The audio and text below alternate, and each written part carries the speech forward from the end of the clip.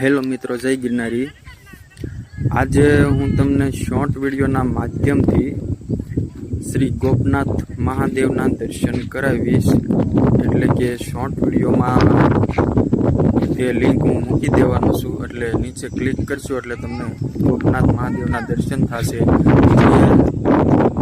અમારા ભાવનગર જિલ્લાના રેલિયા ગામમાં તે ગોપનાથ મહાદેવનું મંદિર આવેલું છે। અને ખાસ વાત એ છે કે આપણે મહાન ભક્ત નરસિંહ મહેતાજીએ ત્યાં તપ પણ કરેલું છે। એટલે એ સ્થળને નરસિંહ મહેતાની તપોભૂમિ પણ કહેવાય છે। અને ગામનું નામ છે રેલિયા। તો તળાજાની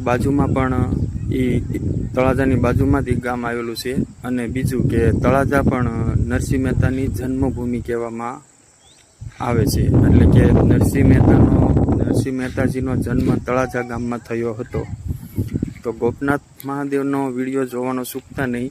ગોપનાથ મહાદેવના દર્શનની સાથે 12 જ્યોતિર્લિંગના પણ તમને અંદર દર્શન કરવા મળી જશે। અને ત્યાં દરિયા કિનારે તે મંદિર આવેલું છે અને વ્યૂ પણ ત્યાંનો ખૂબ સુંદર છે। તો ફૂલ વિડીયો જોવાનું ચૂકતા નહીં। નીચે ક્લિક કરશો એટલે તમને ફૂલ વિડીયો જોવા મળી જશે। જય ગિરનારી।